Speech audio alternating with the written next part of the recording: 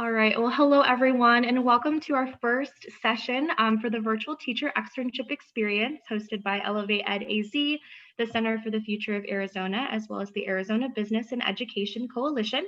As a reminder for our first session, we ask that if you can, please keep your cameras on as well as your microphones on mute when you are not speaking. We're so excited to be joined today by Dr. Jody Fikema from Zovio, who will be sharing a really exciting presentation as it relates to career exploration. So at this time, I'll go ahead and turn it over to Dr. Fikema. Thank you. Thank you for the nice introduction. I'm delighted to be here today. I have to admit, it felt a little weird, spending all of my time on Zoom. And today I had a good excuse to bust out a trusty old jacket. So felt good to have to put some nicer clothes on for the Zoom conversation today. So a few things, feel free at any point if anybody has questions to either post them in the chat or interrupt me. It's not an interruption, so feel free to ask or share whatever is on your mind. So today I'm going to go through a few things. First and foremost, just give you an introduction to me, who I am, my background, share a little bit about Zovio and what we're doing. Talk about my department, Learning Products and Services, what we do specifically to support learners and universities, some of the roles that we typically hire for, and how that translates to other types of careers in the education sector. And then I'm going to end with a few tips and tricks or considerations for developing, creating, facilitating synchronous and asynchronous learning experiences in the online environment. So to kick off, so I'm Jody Fikema. I have been in higher education for about 15 years. And most of that has been in the online higher ed space. So I've got a background in many of the more traditional academia roles. So faculty assessment, learning outcomes assessment, academic program review, and a variety of other roles, but my current role is by far the most fun, as we're getting into supporting students in designing and engineering a learning experience that we always hope and strive for improving student outcomes. So this role is by far the most fun, and I'll share a little bit more about that. So my role, Zovio, I'm the Senior Vice President of Learning Products and Services. I've been with the organization for about 13 years in a variety of capacity. And again, it's just a ton of fun. So who are we? Who is Zovio?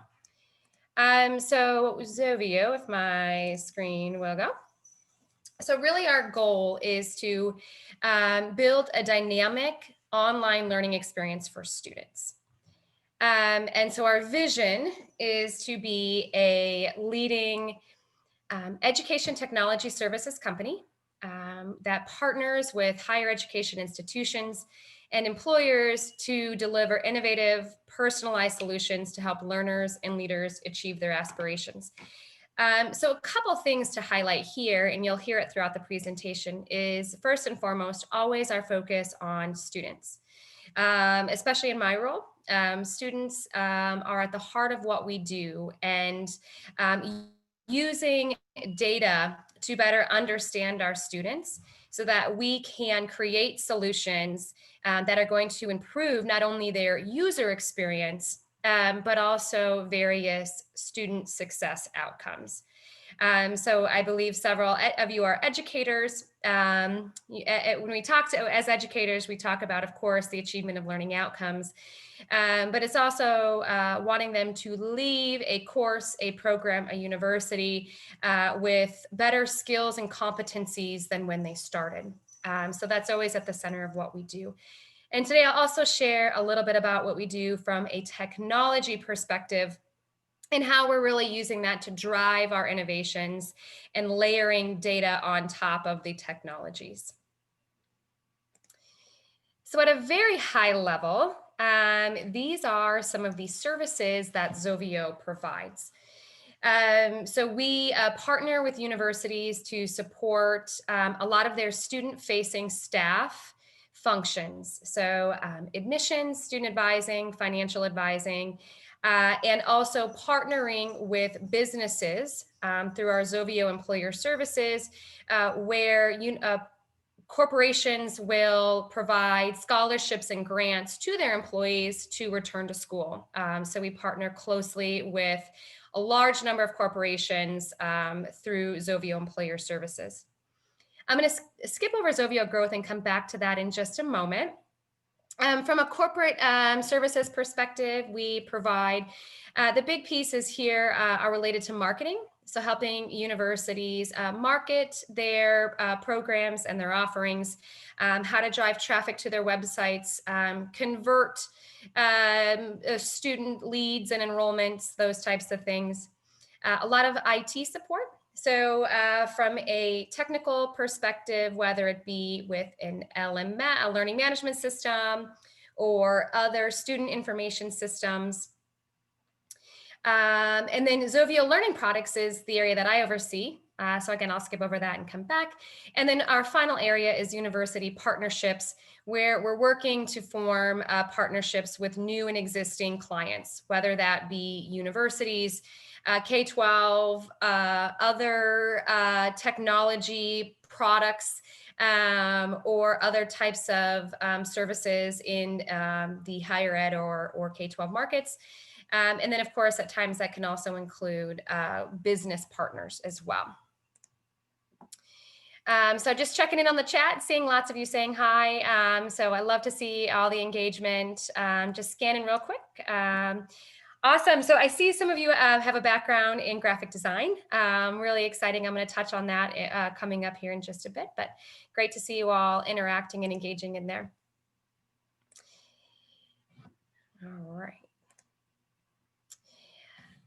So I talked a little bit about Zovio, what Zovio as a company does. And on the previous slide, I had talked briefly about what we refer to as our growth businesses. So in addition to providing universities and corporate partners with educational technology solutions, we also have 3 other business entities within Zovio. So the first is Learn at Forbes, which is an e-learning platform that uses a combination of sources of content. So we've got over 700 self-paced professional development, certification, continuing ed types of courses in the platform. So it's all a self-registration. You can go right on the website and select the various courses, and depending on what it is that you enroll in, some of them you can either do a subscription base or pay per course.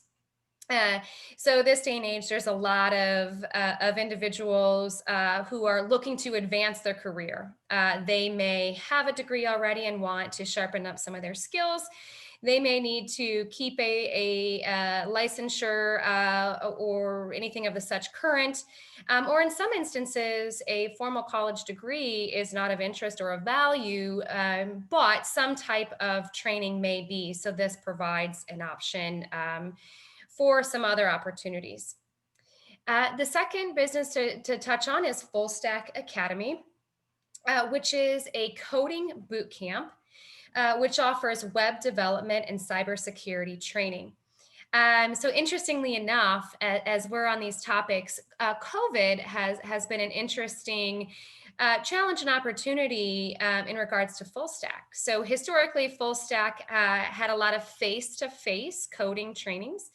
And they were really working to support some of the underserved populations in locations such as New York and Chicago. And COVID has provided us an opportunity to really shift that strategy and transition more into the online coding bootcamp space. And then finally, TutorMe. So TutorMe, also as a result of COVID, we've seen a lot of students, both in the K-12, a lot of parents, as well as higher ed students who have benefited from some additional tutoring support. So TutorMe provides 24/7 tutoring services. And these subjects range, we've got hundreds of subject areas, as well as writing support. It's not only how do I write a thesis, it's also the option to submit a paper to the writing lab, where a live person reviews and provides feedback, written feedback back to a student in a very short amount of time. And then we also have library tutoring as well. With students accessing online learning at all hours of the day in different time zones, different countries, having access to a live person, a live tutor, and being matched to someone within 30 seconds is pretty incredible. So I'm going to pause here and see if there's any questions or any comments.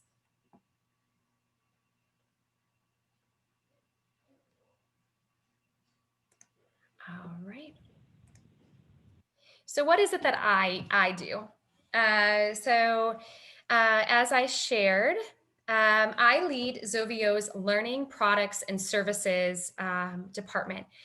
And I mean this, when we were putting this together, it was, how do you describe your team and what do they do? We are focused each and every day on building learning experiences that are engaging and interactive, authentic and inclusive, and technologically and professionally relevant.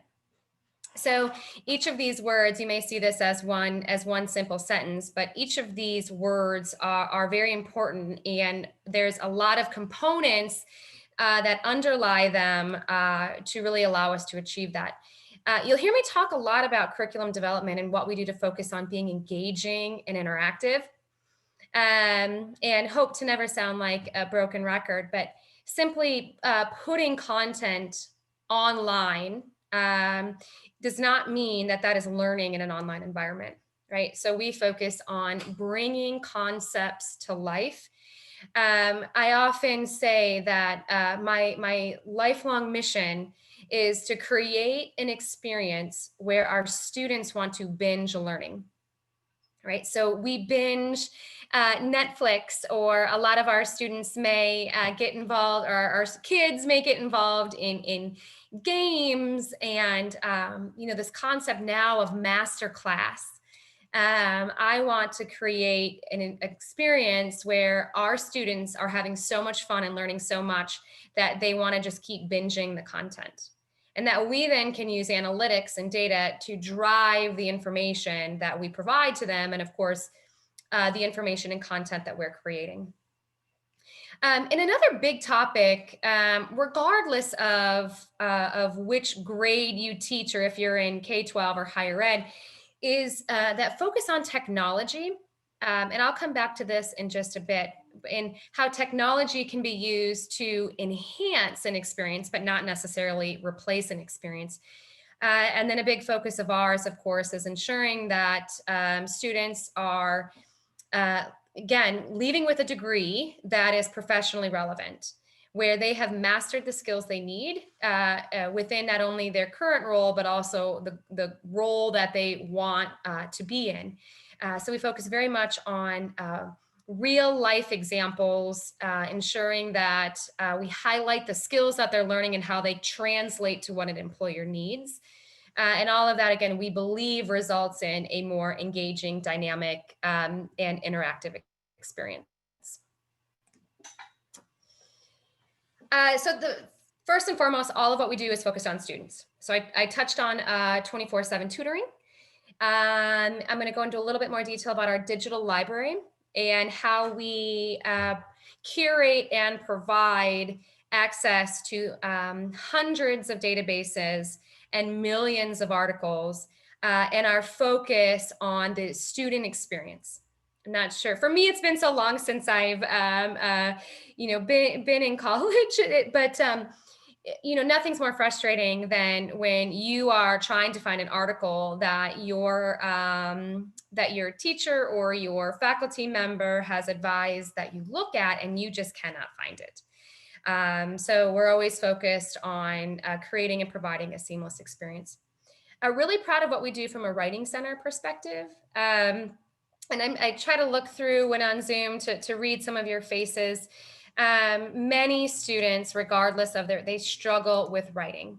And that the cause of that may be for a variety of reasons, but we try to provide an experience that meets them at their point of need, right? When you have a student who struggles, to talk to them about proper citation when they can't figure out basic sentence structure, that is not helping them, right?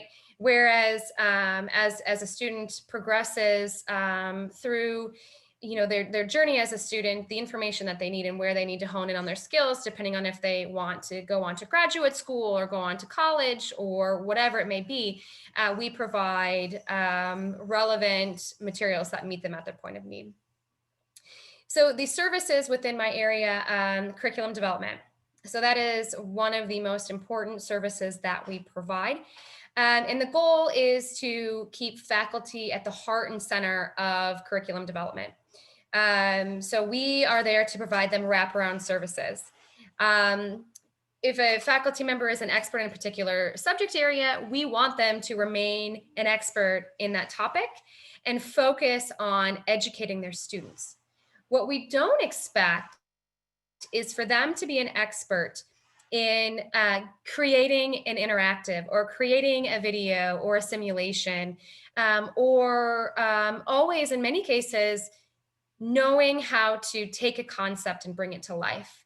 So we come alongside faculty and help them take their content and create a meaningful experience out of it. So that touches a lot on that faculty support piece, and how we provide faculty with trainings and resources to be more effective in their classroom, whether it be facilitating an online discussion, how to use a particular simulation, how to give constructive, meaningful feedback.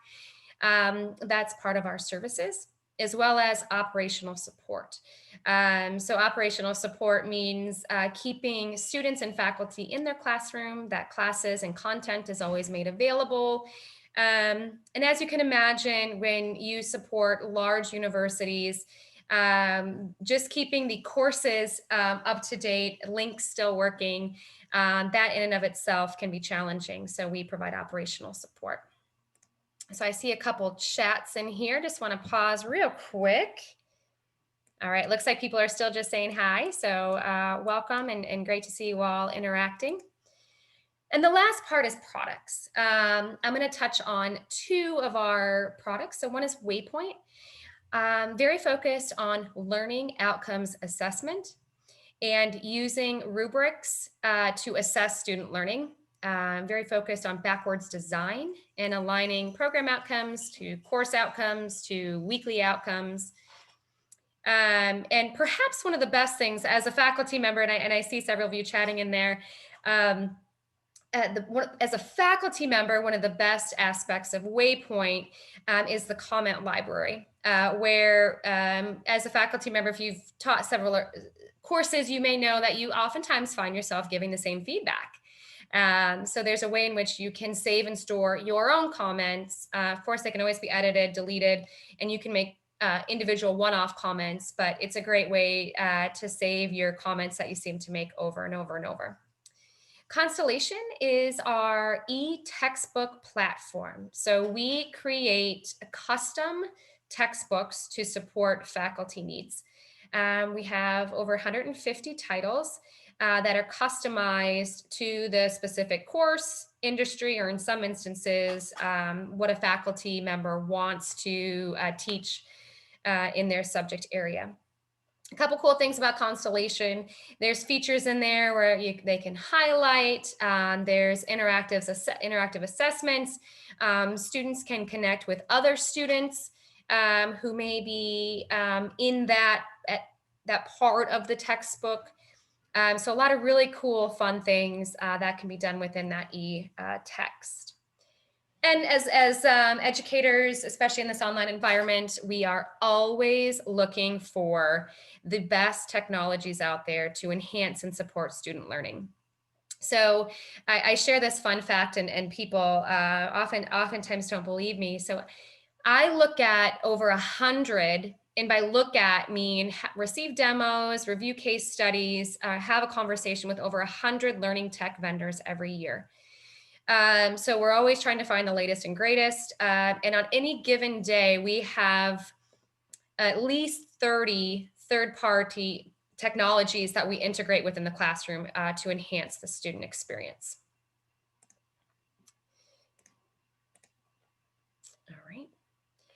So Zovio Learning Products and Services. So my team, I may be slightly biased, the absolute best of the best when it comes to online learning, online technology. So we've got a team of instructional designers, people who are focused on creating multimedia, curriculum specialists, and everything from operations librarians, writing consultants, and all of the above.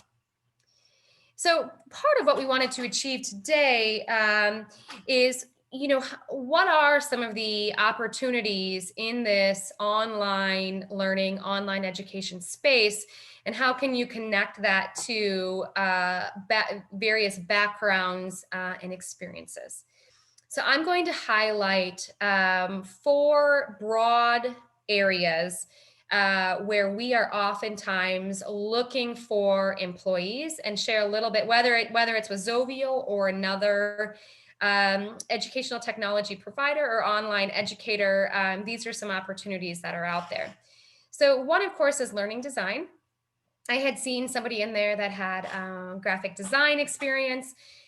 So this department is focused on, first and foremost, developing pedagogically sound courses and innovative curricular models. So I think the old school way of thinking is that they may work with a faculty member and they write up assignments or assignment prompts or create rubrics. We take this to a whole new level where we are always trying to create different types of learning models, and we're testing it and applying it. So especially in the online environment, how do students learn best is the question that we're always asking ourselves. Is it in a cohort model? Is it with smaller class sizes? Is it with larger class sizes? Is it being project-based or competency-based, or is it assignment-based and weekly-based? So we are always testing and innovating, and we rely very heavily on our learning design experts. So a lot of the relevant skills. So this is a combination of what our team currently possesses, as well as if when we are looking for someone new to join the team, these are the types of things that really catch our eye.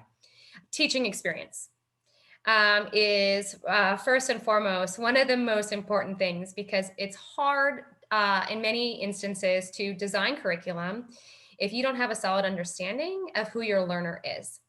And whether that be face-to-face classroom experience or online teaching, teaching experience goes a long way.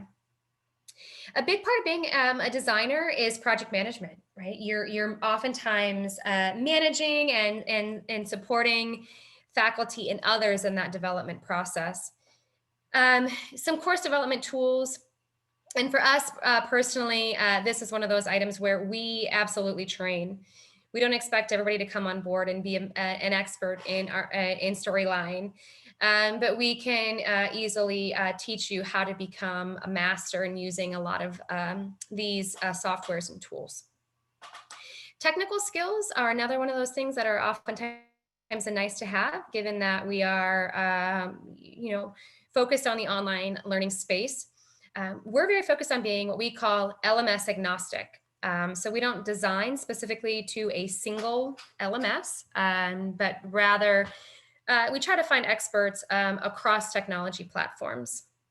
And a big area of focus is the WCAG 2.0 design guidelines. And if anybody is familiar or not familiar, feel free to post some items in the chat, which is the web.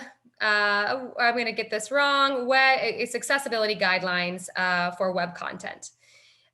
So we are very focused on how we can serve a diverse student population, and we recognize that learners face a variety of different challenges. whether it is a learning challenge or visual or hearing challenges, we design to ensure that any learner can be successful in our classroom. So having a background in that can be helpful. And again, so career path, and again, this goes both ways. This is not only who are we often hiring for, but if anyone leaves, I haven't had a team member leave, and gosh, I was asked this the other day, and it's been so long I can't remember, but obviously there are times when it's time for somebody to take on a new challenge. These are oftentimes the types of roles that we either pull from or where they go. So as you can see here, very focused on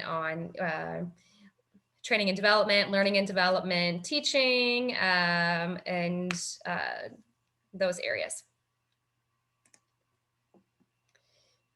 Learning technology. So this is the function that supports our technology platforms and is responsible for keeping the learning management system up and functioning, and then also connecting any of the technologies that I previously referenced. So a lot of learning management systems will have administrators. There's quite a few of the big players out there. You've got Moodle, Canvas, Blackboard, D2L. So if we ever were to be looking for somebody, we would oftentimes take a look if anybody had that type of background. These teams are pretty heavy on the technical side. So they, every one of the team members has HTML coding experience. They understand information systems and databases and how all the various systems talk to each other. Another trend that we're seeing in this space at the moment is layering in analytics or Google Analytics credentials or certificates on top of it. So this is an area that more of a personal opinion. I think we're going to see a lot more of the Amazon Web Services certifications in your Google Analytics. As part of being a data-driven organization, it's important for us to understand student behavior. And it's student behavior, not just, you know, where are they going? It's why are they doing that?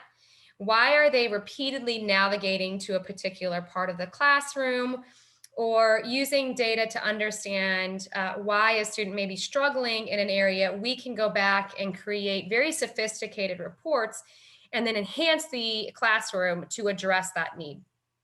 So a relevant example recently is we had students who, this one particular assignment, we're looking at the learning outcomes. We felt like the directions were clear and there was a worked example, and students were just struggling. So we went in and pulled some analytics and realized that we had buried inadvertently the space in which they really needed to navigate to for the resources to successfully complete that assignment. So one example of many in how we use data and analytics to really support the classroom. So one of the things we do within our department is career pathing.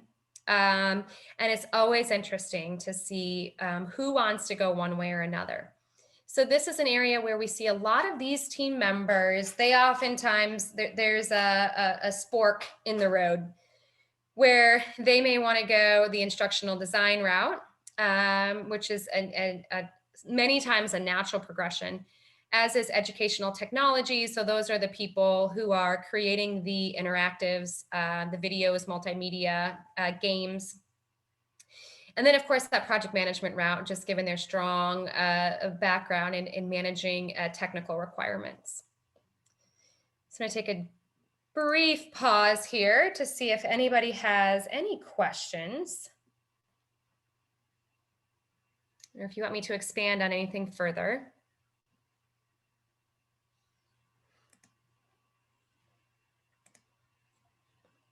All right. So writing and student services support. So there's 3 big buckets that fall within here. So that is the Writing Center. So part of our curriculum development is scaffolding and connecting writing support services throughout the curriculum. It should never be an afterthought. It's always an important part as we're designing a course and a program of how we are introducing students to writing concepts and then providing them support resources. So we have a team of writing experts with backgrounds, English, primarily technical writing, a lot of masters in fine arts, MFAs, and they work alongside the faculty and the instructional designers to ensure that we've got appropriate writing support. And then they're also available to support faculty in creating resources, or if students have questions, they're there to answer those as well. Similarly, from a library perspective, we curate various resources. And another one of the big buzzwords going on right now, right, is this concept of open educational resources, OER, where there's this push for a lot of options for students to access either free or less expensive resources in lieu of a textbook. So of course, we're always looking out for, how can we create a positive student experience, make it less expensive for them, while also creating a wonderful student experience. So we do a lot of work to curate resources, also work with the various library databases. You've got your big ones, your EBSCO and your ProQuest. So we are always working through those contracts, negotiating contracts, and then ensuring that they're available for students. I talked about 24/7 tutoring to some extent. So our teams help provide quality assurance over the tutors. So it's one thing to recommend a student receive help, but gosh, you really want to ensure that the information they're receiving is accurate, done in a timely manner, and also that their tone and approach to supporting students is appropriate. Some students certainly need a lot more nurturing than others. And so we are constantly monitoring the several thousand tutors to ensure that they are providing quality service. So a lot of these relevant skills, so for those of you educators, this isn't going to be a surprise. Information literacy is a big thing. Our librarians have experience in a lot of your traditional library settings. So a lot of previous city librarians, college librarians, a lot of community college librarians, those who have a lot of expertise in reference, support. But what we've seen here too is a little bit of a switch.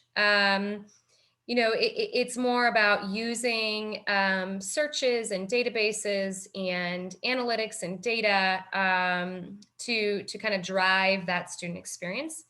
So we're kind of marrying the traditional components of being a writing or library expert with some of the newer needs with technology and data.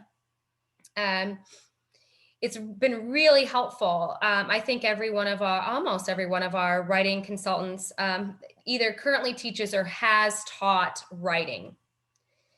That's a pretty natural progression to go from teaching it in the classroom to where obviously as a teacher, you have firsthand knowledge and experience of the challenges that your students face.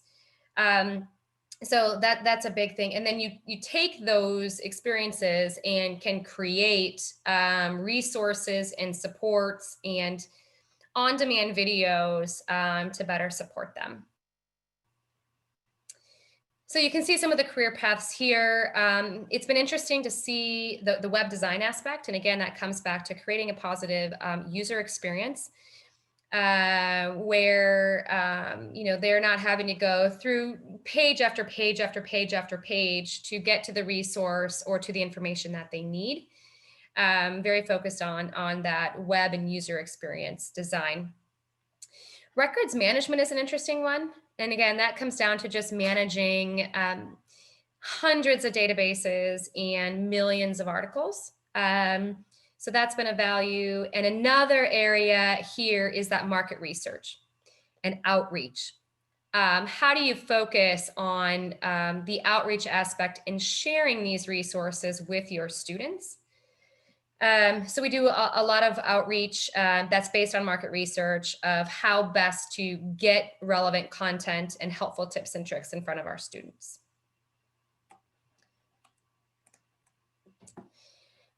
This is the final area I'm going to go through before I jump into some of the ways in which you can create a dynamic online learning experience. So be thinking of any questions. I'm going to take a brief pause after this to see if anything's on your mind. So curriculum operations. This is really managing and providing strategic direction to universities on where they may consider investing or divesting in their programs or in their curriculum. So this, as you can imagine, can sometimes be a bit of a tricky topic, especially when you have faculty who love their content areas, have been teaching in that for 40, 50 years. How do you come to them and say, gosh, the world is shifting, and encourage them to, make adjustments to their curriculum? So this is probably on a personal perspective, one of the things that I really enjoy. Going through that program review process of looking at the quality and effectiveness of a degree, coupling that with Bureau of Labor Statistics and other economic modeling to try to have a trajectory of where that in particular industry is going in the future. And based on that, a university may decide to take a slightly different direction, double down on a topic area. I think you're going to see this with some of the, again, I come back to data analytics is going to be a hot topic.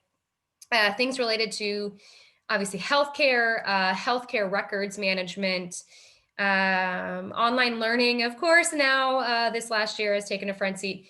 And some of those more, and again, this is much more of a personal opinion, some of those very strong liberal arts rooted areas, I think you may see taper off just slightly, but who knows? It'll be interesting to see. This team also ensures that the courses are built. So once we design a course, there's a team of people who actually come in and do the physical coding and building within the LMS, and also maintain all of that. Just to give you all an idea, we have 50 starts a year. So on every Tuesday, we start hundreds of courses that have dozens of students. So to keep that going operationally is fun, but we've been doing it for a long time. And very, very, very rarely do we ever have issues making courses available. And then, of course, faculty is a big piece of this. So just as we have students starting every week, we also need faculty to teach those courses. So always working with our university partners to ensure that they're hiring the highest qualified and best faculty to do that. On more of a personal level, that's one of the people often come to me and say, gosh, Shorty, how did you get into this industry? It was a little bit by accident, but one of the best things that I did was start teaching online as an adjunct. And through that, I learned a lot about the various components of the online classroom and the technologies, and also made connections with a lot of colleagues and experts in the space. So that's always a wonderful option. And I love it so much. And you also get a real life perspective of your students and their needs. And there's a deeper connection to why we all joined this sector of education to begin with. So relevant skills here are going to be a lot related to project management, change management. So most of these team members have their PMP, project management professional certification, or an agile training. They're managing 1,300 courses, tens of thousands of sections a year. and having to do so with faculty and university leadership. So, change management, communication skills, project management is really important. Again, you can see some career paths here. We've gone back and forth. So a lot of our operations teams, a lot of them have been educators, a lot of them have been faculty. A lot of them have been program administrators for universities where they oversee and are responsible for degree programs. And we've also, gone a little bit off too, where we try to strengths and weaknesses and balancing each other out. So while we have team members who have that strong academic background, there's also value in bringing in individuals with very strong project management backgrounds, because they obviously can share a lot of their skills and expertise. I did see a chat in here. Oh, wonderful question. So if a student is unfamiliar with educational technology, what advice do you have for teachers providing exposure to the industry or students doing research on opportunities that might align with their interests? I think the first thing when it comes to educational technology is always using it to enhance a learner's experience. And it oftentimes takes a direct connection, especially depending on the age of the individual that you're educating, to help them see that connection. So, for example, we use one that comes to mind is a gaming simulation. Where and some of you may do some of these where they're playing money in a stock market. So people may say, I'm never going to dabble in the stock market, right? But if you make that meaningful connection, maybe they will, or they may even learn enough through that simulation to reaffirm that that's not something that they want to do, that it's too risky for them personally to really ever get involved in that. So providing a very direct correlation to how that technology is enhancing their learning, I think that's important. As for teachers providing exposure to the industry, or I might need add a little bit of context into the chat. I want to make sure I'm answering your question appropriately. So get me back with what are you asking? What advice are we providing exposure to the industry or students doing research on opportunities? I can come off mute and just elaborate a little bit more. Yeah, I'm just interested, as a teacher previously myself, I definitely wasn't familiar with the industry, and I know that probably students might have a similar experience as well. And so it's like, how do you explain what education technology is to a student, and then also, provide exposure to some of those opportunities that might exist within the pathway, especially if a student's interested in going into technology or maybe interested in going to education, but doesn't know about the specific pathway. Yeah, now that I understand your question, it's a fantastic question. And if I could share a little bit of a personal story, I've been in online education in this space for about 15 years, and it was not uncommon for me to get a few sideways looks when I explained what I did. And I think COVID really changed that. Where now people are very focused on online learning and using technology to enhance that online learning. So for me personally, it was about the continued education. There's also a variety of blogs that I follow, and I'd be happy to send out a list, as well as some fantastic books about using educational technology to drive innovation and learning. I think it's monitoring. There's a lot of these conversations and topics going on right now, even in the Inside Higher Ed and in the Chronicle. And I'm sure a lot of you educators on here have some other resources that you use. So it's just educating yourself, sharing your findings. And the best thing about my job is when somebody has an aha moment where you introduce them to a technology and they say, I don't know if there's value in that. And we say, let's just try it. And student outcomes improve significantly, or successful course completion goes up. So I think it's sharing those wins, sharing wonderful technologies, joining some of these blogs. There's a lot of good virtual conferences going on right now, and just increasing exposure. Perfect. Thank you so much. Anybody else have questions? You know what else is, we did this in a class recently. You talked about students. Have you ever posed a challenge to your students and said, I'll give you an example of one that we're working on right now. And if anybody has the perfect solution for us, by all means. It's this concept of creating a student community in the classroom.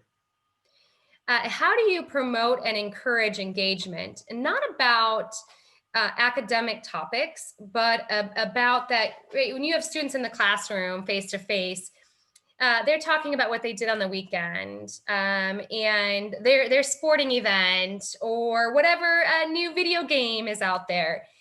And similarly, in higher education, the same thing, right? When people are face to face, even if they're adult learners, they talk about what their kids are doing, maybe what's going on at work.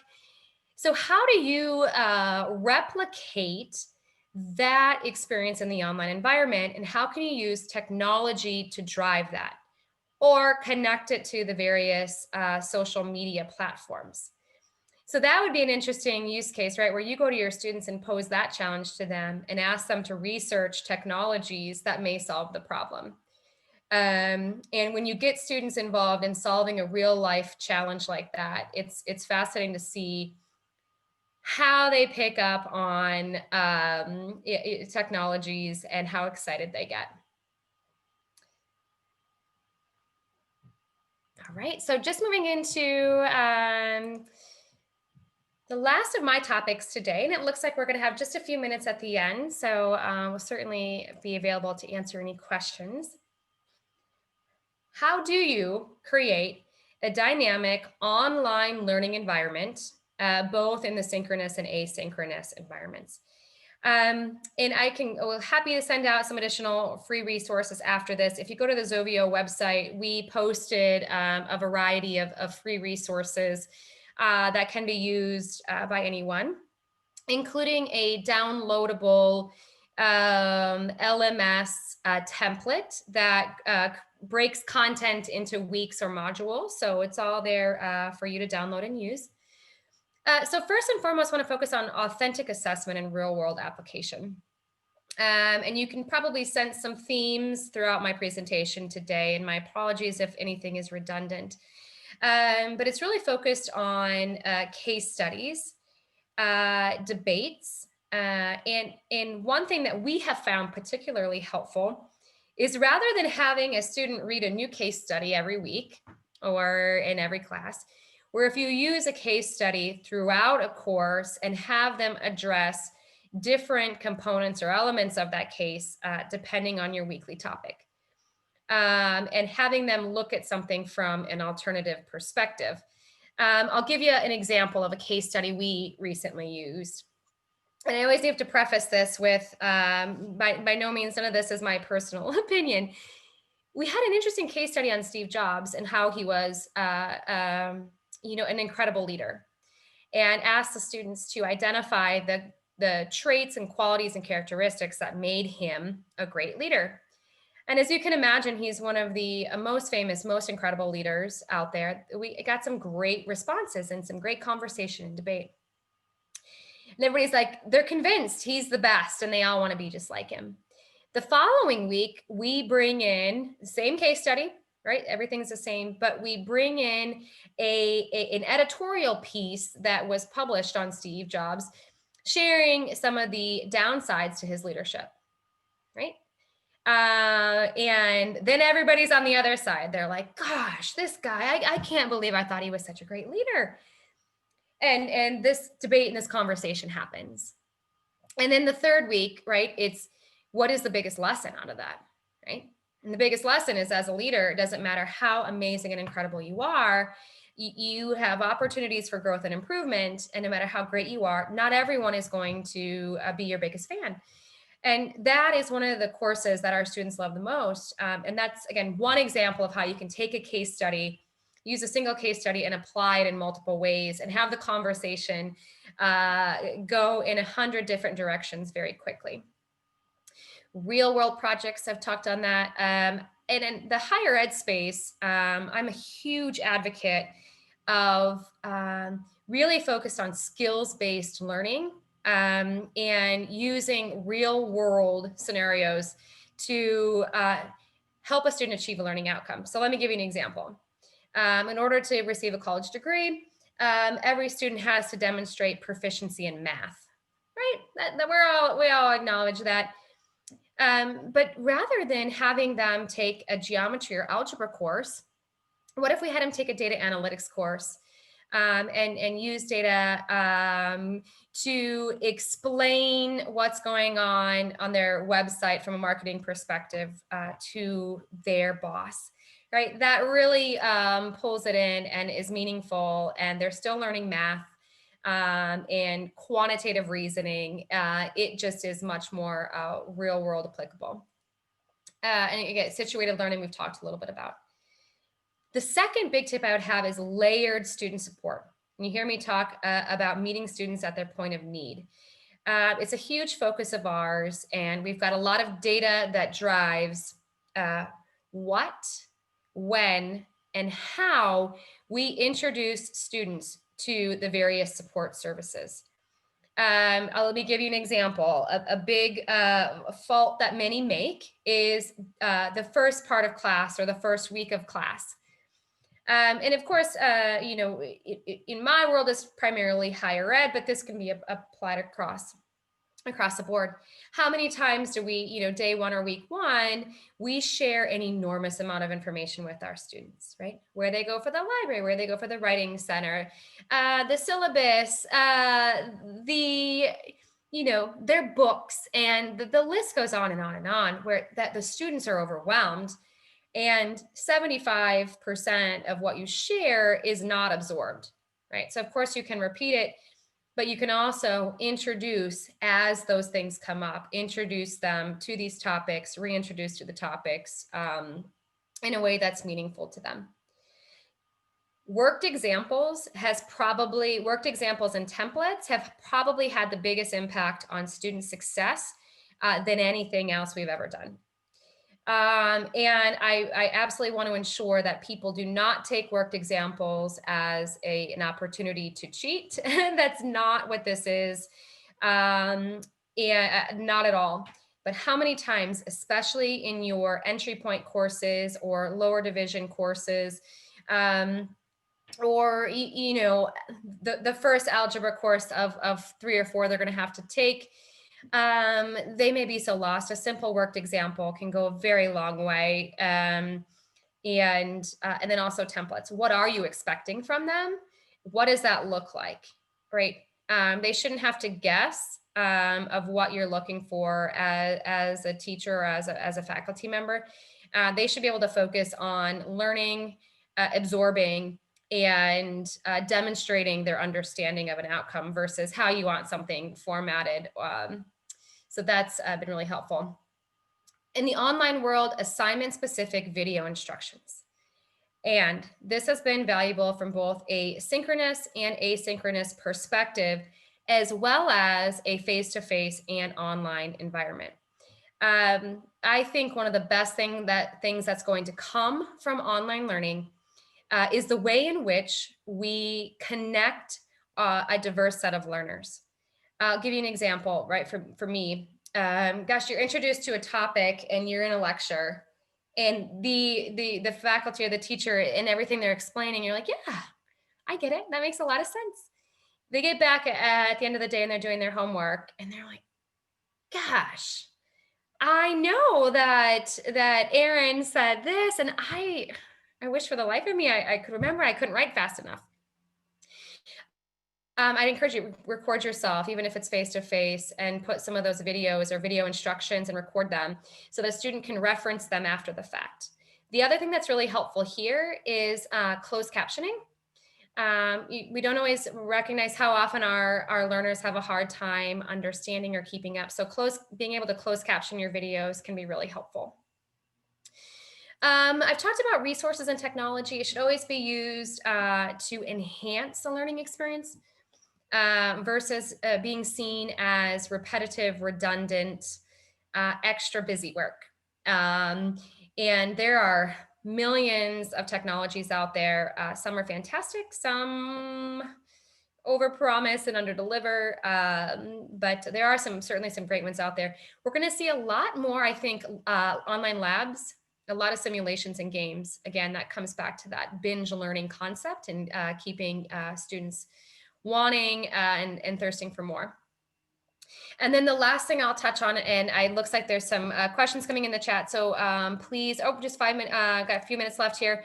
So if you guys have any questions, feel free to put it in the chat and I would love to address them. The last thing is a consistent student experience. Again, this is a lot for your online learners.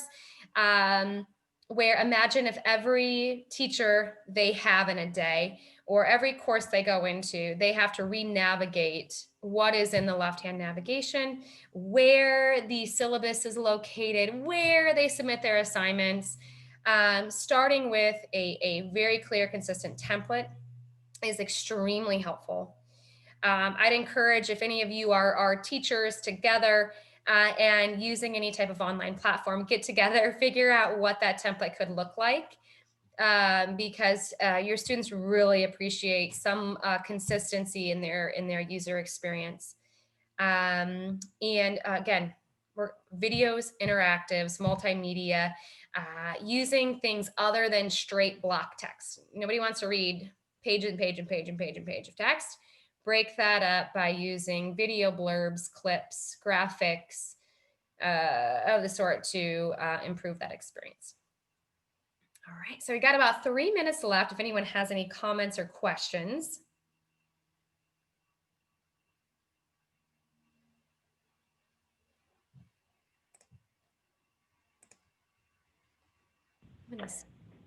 Jody, can you put a link to the resources that you were talking about in the chat for everybody? I sure can, if I can multitask here. Sorry. Yeah. We can also send them out later, but I just thought that it was just timely with mentioning those resources that are available to everybody. And with many of our schools still in a hybrid format because of COVID, could be really helpful. Absolutely, would be happy to do so. And if along the way, any of you experience the challenge, again, once you're an educator, you're an educator for life, feel free to shoot me a message. If we have something available, I believe very much in sharing, open, honesty, transparency, certainly not stealing or plagiarizing. Take it, enhance what we've done, share resources back with us. We really are here to be partners in enhancing that online learning space.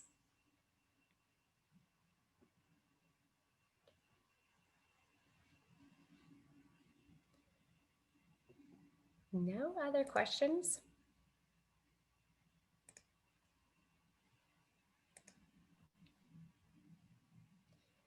Well, if you do happen to have any other questions, definitely feel free to reach out to one of us and we'll make sure Jody gets those questions for you, as well as the contact information and some of the resources she mentioned today will be sent out as well as shared in the Dropbox folder for your reference. And then this session was also recorded, so you will have access to the information that was presented today as well. So we really would like to thank you, Jody, for taking the time to come and interact with us today. And we also would like to thank Zovio as well for their support of ElevateEdAZ. They're actually sponsoring a work-based learning experience called Elevate Your Network, which is a series of opportunities that are coming up starting next month. So we really do appreciate Zovio. And again, Dr. Fikema for coming in and speaking with us today. Thank you guys for having me. It's been a lot of fun today. And another non-important personal tidbit information, I'm in the process of relocating to Arizona. And just hear so many wonderful things about the state and all that you're doing. So I'm gonna be there very soon. Excellent. We'll look forward to having you. You'll love it here. Yeah. I'm gonna have to adjust to the heat. Yeah. Coming in a good time, but yes, you will. It can be tough. Well, thank you, everyone. Again, this information will be sent out. We hope you enjoy the rest of your day, and we'll see you again tomorrow. Bye. Thanks, everyone.